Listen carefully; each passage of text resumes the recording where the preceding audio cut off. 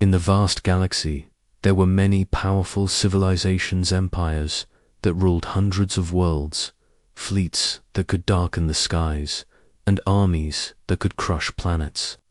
But no matter how great they were, all of them followed one strange, unspoken rule: never provoke humans. It was not written in treaties. It was not enforced by a council.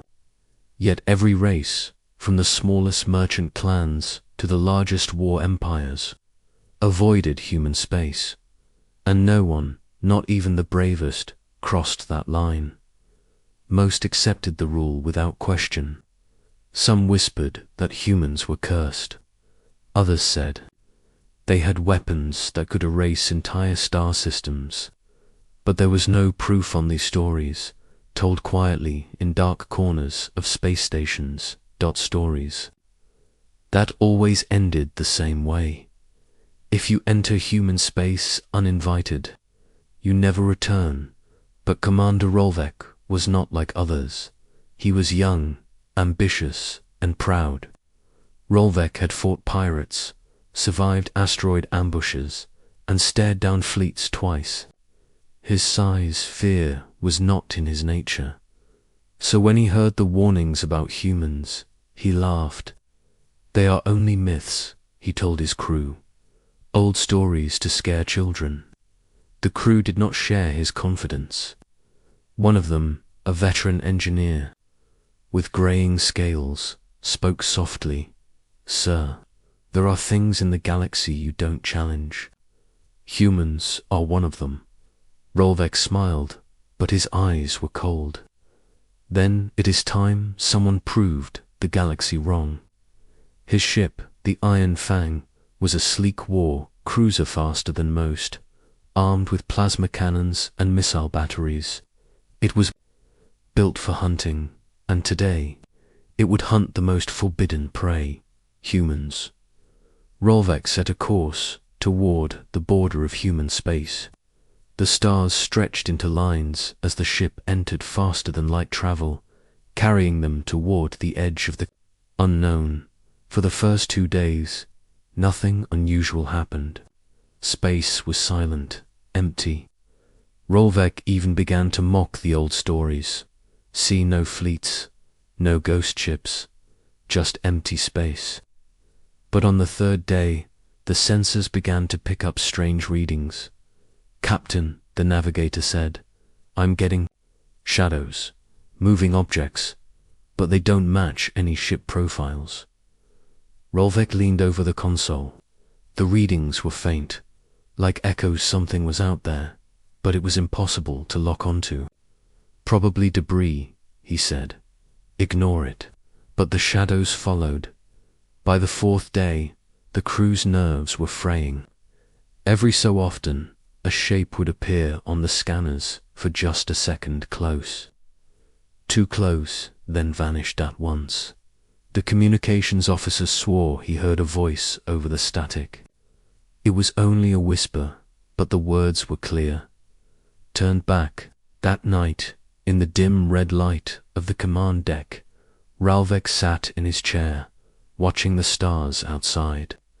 He told himself it was just nerves, just tricks of the mind. Then, without warning, the lights on the ship flickered. The engines hummed louder, as if something was pressing against them. The crew scrambled, checking systems, but found nothing wrong, and yet the shadow on the scanner was closer now. Much closer. "Sir," the navigator said, voice trembling, "that's no shadow. It's a ship." Rolvek frowned.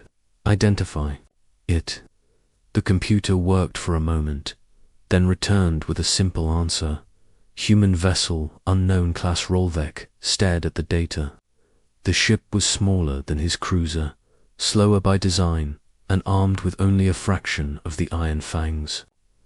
"Weapons," he smiled. "So this is the great threat. This is what the galaxy fears." The communications officer looked at him with wide eyes. "Sir, it's hailing us. Put it through." The voice that came through the speakers was calm, quiet to calm.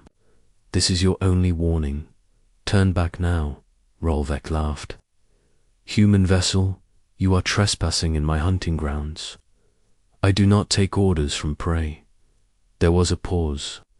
Then the human replied, You think we are prey. You will learn otherwise. The connection ended. Rolvek ordered the ship to advance. The human vessel did not move. It just floated there in the darkness, its black hull blending with the stars. The closer they got, the more the crew felt. The air on the bridge seemed heavier, the silence more suffocating. At 3,000 kilometers, the human ship powered. Its engines, it didn't retreat. It came toward them. Target them, Rolvek said. Show them what real firepower looks like. His crew hesitated. Sir, what if the stories are true? The navigator asked. Rolvek glared. Fire. The Iron Fang's plasma cannons lit up the void. Bolts of burning energy struck the human ship head-on and vanished. The scanners showed no damage, not even a scratch. For the first time, Rolvek felt a chill. The human vessel hailed them again. This is your second and final warning, the voice said. Leave human space, or you will not leave at all. Rolvek's pride burned hotter than his fear. Forward, he ordered. We're ending this. The Iron Fang surged ahead, and somewhere in the black between the stars, the human ship began to glow. That was when the crew realized the truth. They were not hunting humans. Humans were hunting them. The Iron Fang moved deeper into human space, engines glowing bright against the black. Behind them, the stars stretched into a field of cold light ahead. The human vessel drifted, waiting. It did not turn to flee. It did not fire. It only matched their speed, moving just far enough to stay in view. Rolvek sat in his command chair, his voice calm but his hands tight on the armrests. He had expected a fight. Instead, he got silence, and somehow that was worse. Helm, close. The gap, he ordered. The Iron Fang surged forward, but the human ship adjusted instantly, keeping the same distance. Hours passed. The crew tried to focus on their duties, but their eyes kept drifting to the scanners. The human vessel never strayed far. It was always there, just close enough to see, just far enough to be untouchable. Somehow, it felt less like they were chasing it, and more like it was leading them somewhere. By the third hour, strange things began happening on the Iron Fang. The lights dimmed and brightened for no reason. Navigation readings shifted slightly, then returned to normal. In the engine room, tools floated off the workbench as if gravity itself had hiccuped. The chief engineer reported no faults. The systems are fine, he said, but something is touching them. Rolvek refused to show concern. Scare tactics, he said. Old tricks to make us retreat. We're not leaving. But some of the crew were already whispering about the stories they'd heard. Flets disappearing. Ships found adrift with no crew. Entire colonies erased without a trace. On the bridge, the communications officer stiffened suddenly. Sir, I'm getting a transmission. From the human ship, Rolvek asked. The officer swallowed. No, sir, from inside our ship. Rolvek frowned. What does that mean?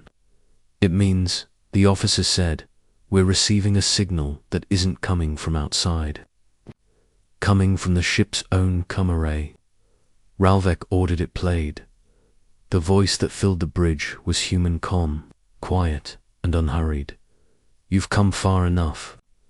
Rolvek stood. Location of the source. The officer hesitated. Everywhere, all decks, every speaker. The voice returned, louder now. You are not welcome here. Leave, or we will decide for you. Ralvek gritted his teeth. Arm all. Weapons. The crew obeyed, though their movements were slower now, hesitant. The iron fangs targeting systems locked onto the human vessel. Missile bays opened. Plasma cannons began to glow, but before Ralvek could give the order to fire, the targeting reticles blinked out one by one until every weapon showed offline. Report. Ralvek barked. The weapons officer's hands shook over the console. Sir, I didn't shut them down. They just went dead. The human vessel still hadn't moved. It didn't need to. Ralvek called the engine room. Prepare the jump drive. We'll outmaneuver them. But the engineer's voice came back, tight and panicked.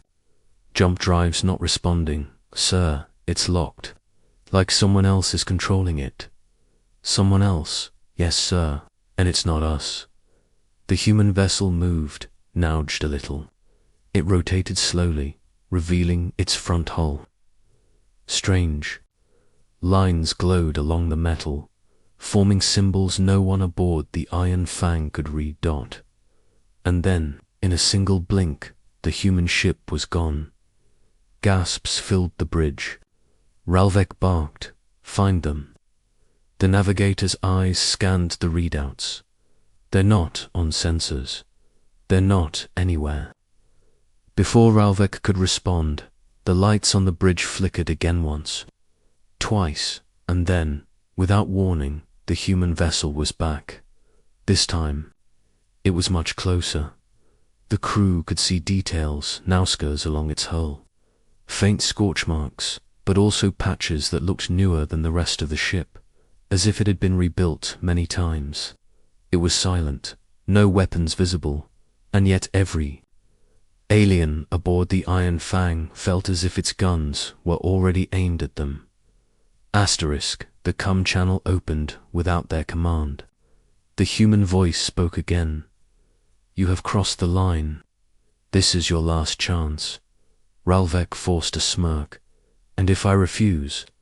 There was no anger in the human's reply, only certainty. Then your crew will never see their home again. For a moment, the bridge was silent except for the hum of the engines. Ralvek looked at his officers, the fear in their eyes. He could turn back. He could order a retreat now and live to tell the galaxy that humans were nothing but a bluff. But his pride wouldn't let him. Bring us closer, Ralvek ordered. The human vessel did not move away. Instead, its hull began to glow brighter, the strange symbols burning like white fire. The communications officer whispered, Sir, what are they doing? Ralvek didn't answer, because for the first time, he didn't know. Somewhere deep inside, a warning bell rang in Ralvek's mind. It wasn't from the sensors. It wasn't from the crew. It was instinct. The kind of instinct every predator has when it realizes it's not the hunter anymore. Asterisk, the glow on the human vessel's hull pulsed, slow and steady, like the heartbeat of some massive creature. Every time the light brightened, the Iron Fang systems flickered shields, lights, even life support indicators. Ralvek sat rigid in his chair. He had faced pirate ambushes, plasma storms, and near-death battles, but nothing had ever made his skin crawl like this ship. Sir, the navigator whispered, we've lost full control of the helm. Ralvek's eyes narrowed, then override it. The navigator's hands flew over the controls, but the console refused every command. It's not locked, he said. It's like someone else is flying the ship. As if to prove his point, the Iron Fang began to turn on its own. Slowly, deliberately, its nose lined up with a patch of empty space. Only, it wasn't empty. On the scanners, the empty area shimmered, then revealed itself as something enormous, A cloud of debris floated there. Not rocks, not junk, ships, hundreds of them, drifting, silent, broken. Some were so old their metal was rusted through, others were fresh, their hulls still marked with the symbols of alien empires, all of them lifeless. The crew stared in horror. "This is a graveyard," one officer said quietly. The human vessel slid forward, weaving between the wrecks, and like a shadow, the Iron Fang followed, pulled along by a force they could not see or fight. Ralvek rose to his feet. "Reverse engines. Now." The engineer's voice came back over comms, tight with panic. "Sir, engines are running at full, but we're still moving forward. It wasn't possible. Unless the human ship wasn't just controlling their systems, it was controlling space itself." The graveyard seemed endless. Ralvek recognized some of the ships one's thought lost decades ago. Fleets that had vanished on long missions, explorers who never returned. The whispers were true. They hadn't been lost to storms, pirates, or black holes. They had come here, and they had met humans. The human vessel stopped. The Iron Fang halted instantly, as if anchored to the same invisible point. For a moment, there was only silence. Then the comm channel opened by itself. The human voice was the same, cold, without a hint of effort. "Do you understand now?" Ralvek stepped closer to the console. "Understand what? That you hide in shadows. That you scare others. With tricks and old ships." There was a pause. "No. Understand that you are standing in the bones of those who did not listen." A ripple of unease swept through the crew. Ralvek tried to hold on to his pride. "You think I'll turn back because of this? Because of fear?" The human's voice dropped lower. "No, you'll turn back because if you take one more step forward, you will join them." Ralvek laughed sharply, more to convince himself than anyone else. "You won't fire. If you wanted us dead, we'd be gone already." There was silence for a heartbeat. Then the voice replied, "Who said we need to fire?" Without warning, the Iron Fang's lights died. The emergency systems didn't come on. The hum of the engines faded to nothing. The air inside the ship grew still and heavy. Every console on the bridge went dark. Every screen blank dot. The crew froze. They weren't just without power, they were without life. Even the sound of breathing seemed too loud. Then, in the black, one screen lit up. Not a scanner, not a map, a live feed of the Iron Fang itself. It was being pulled toward a massive, jagged wreck in the graveyard, a ship so big it blotted out the stars behind it. Its hull was torn open, exposing rows of shattered decks. Inside those decks, bodies, dozens, hundreds, floating in frozen silence. The human voice spoke again. Every captain in this graveyard believed they were stronger than they were. Every one of them thought they could take what was ours. None left. The Iron Fang stopped just meters away from the wreck. Ralvek could see the corpses now, their faces locked in expressions of terror. A cold shiver ran through him. He realized the humans didn't have to destroy them. They could just make them disappear. "Why show me this?" he asked, his voice lower now. "Because you still have a choice," the human said. "Leave now and tell your people the truth. Or stay and join the silence." The bridge was dead quiet. Every officer looked at Ralvek not with loyalty, but with desperate hope. For the first time, he saw it in their eyes. They didn't want to fight. They wanted to live. He opened his mouth to speak, but before he could, The Iron Fang lurched backward. The stars shifted around them, the graveyard blurred, and in the space of a breath, they were back at the border of human space. The human vessel hung there, motionless. The voice came one last time. You are alive because we allow it. Don't mistake that for weakness. The ship turned away and vanished into the darkness.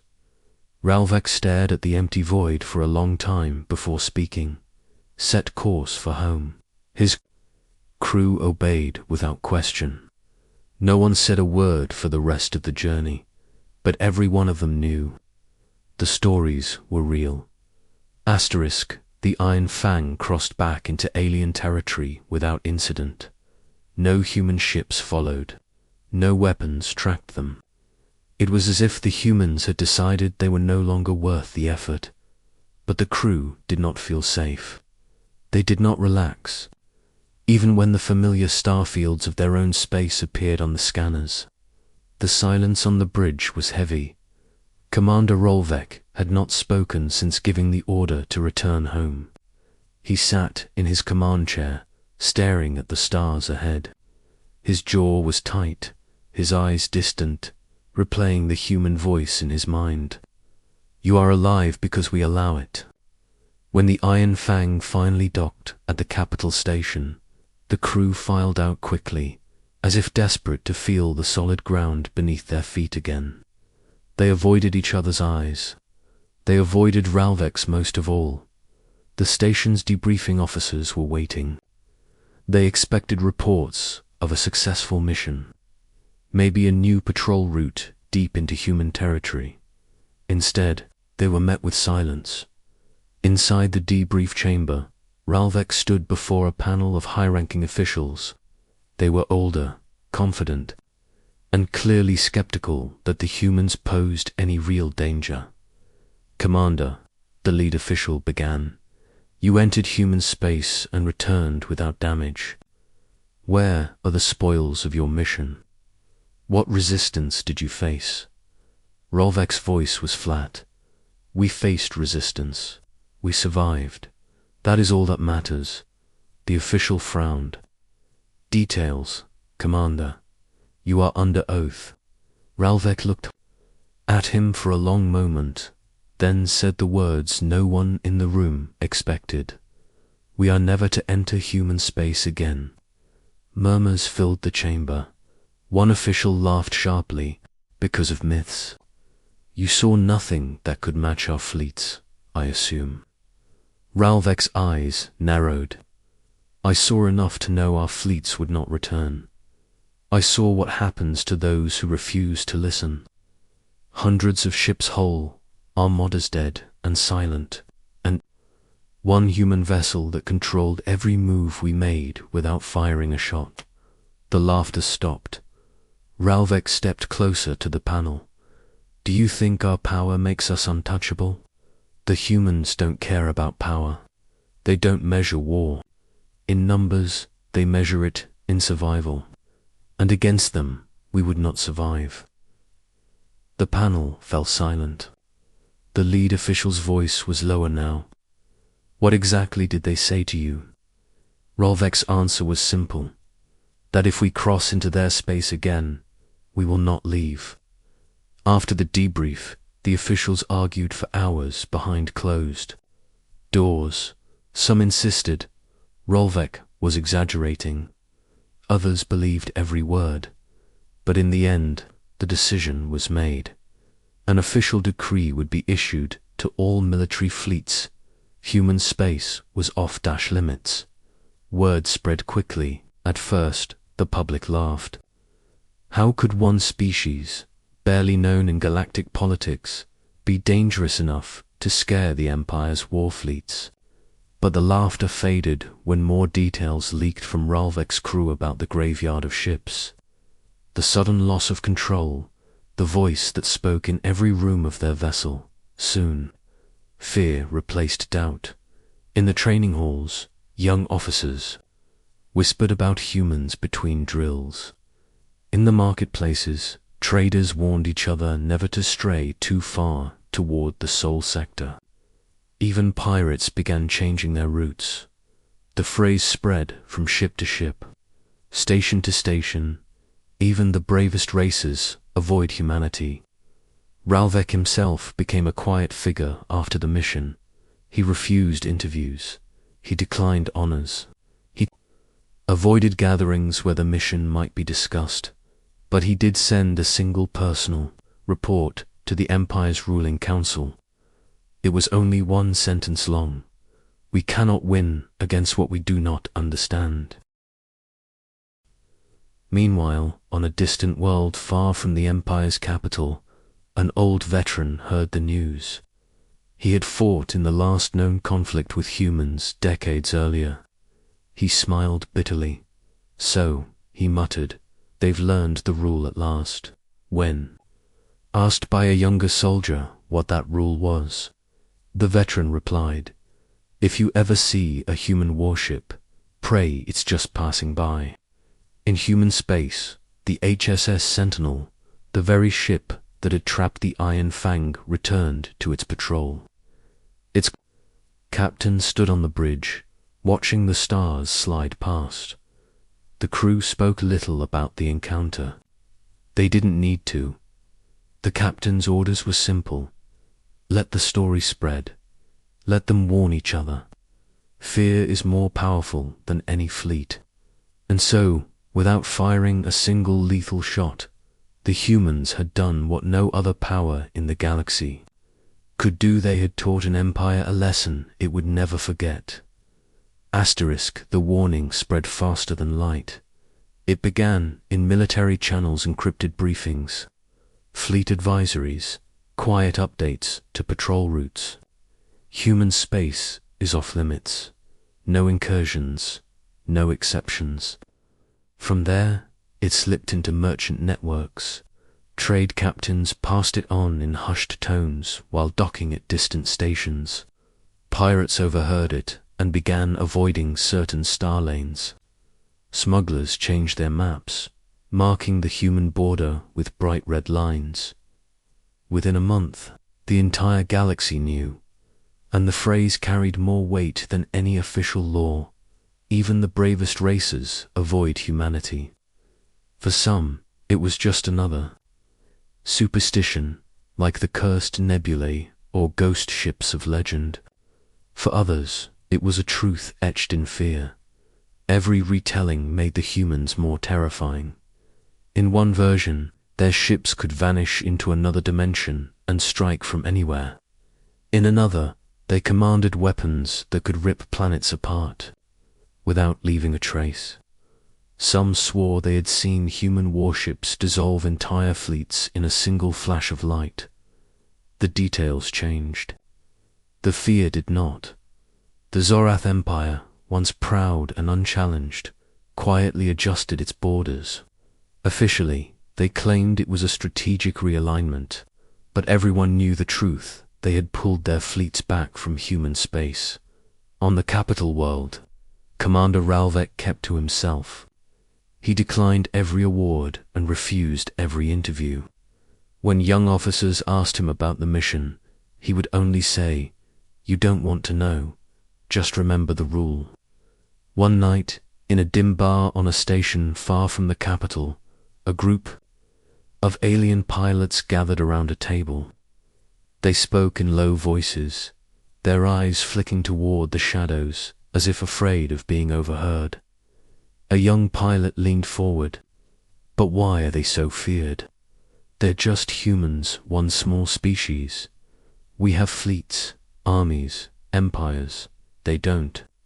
An older pilot, his face marked by scars and years of service, set down his drink. "I saw their space once," he said. "We thought it was empty. Then a single ship appeared. It never fired. It never chased us. But it took our ship apart without touching it. Then it put us back together, piece by piece, just to prove it could." The young pilot stared. "You're lying." The older pilot met his eyes. "I wish I was." On the far side of the galaxy, in a small human outpost, the HSS Sentinel floated in orbit. Inside, Captain Arden reviewed reports from other patrol ships.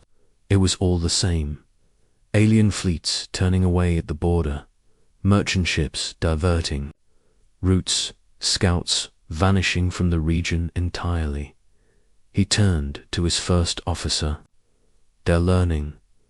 The officer smiled faintly. "Fear is a good teacher." Back in Zorath territory, the High Council debated quietly in their sealed chambers. One faction wanted to reopen contact with the humans, to explore diplomacy. Another wanted to erase them from the galaxy, warning that fear could turn to weakness if left unchecked. Ralvek was summoned to give his opinion. He stood before the council, his voice steady but cold. "If you open talks, do it on their terms. If you attack, make peace with your gods first." By the end of the year, the legend had reached even the smallest, most remote colonies. Children dared each other to step over imaginary human borders drawn in the dust. Storytellers began to weave the humans into galactic myths, painting them as shadow warriors who defended their space with invisible hands. The humans themselves did nothing to stop it. They didn't need to. Every empire, every warlord, every opportunistic pirate made sure the story kept growing. One night, on a moon at the edge of Zorath territory, a trader sat by the fire with a group of travelers. He told them about a time he had been chased by pirates into human space. "They stopped following me the moment we crossed the line," he said. "Didn't matter how much loot they thought I had. They'd rather lose it than risk going further." A listener frowned. "Did you see any humans?" The trader smiled, shaking his head. "No, but I knew they saw me. Far from all the rumors and stories, in the quiet black between stars, the HSS Sentinel drifted on another patrol. Inside, Captain Arden looked out at the galaxy spread before him. "They'll keep testing us," his first officer said. Arden nodded. "And we'll keep reminding them." The officer hesitated. "Sir, why not destroy the ships that cross the line? Wouldn't that send a stronger message?" Arden's answer was simple. "A dead enemy teaches nothing. A frightened one teaches everyone." And so the humans continued their silent watch, unseen but never absent. The galaxy kept its distance, the rule became unbreakable, and the legend only grew stronger, because somewhere out there, hidden in the void, the humans were always listening, always ready, and if you were foolish enough to cross their line, you would learn why even the bravest races avoid humanity.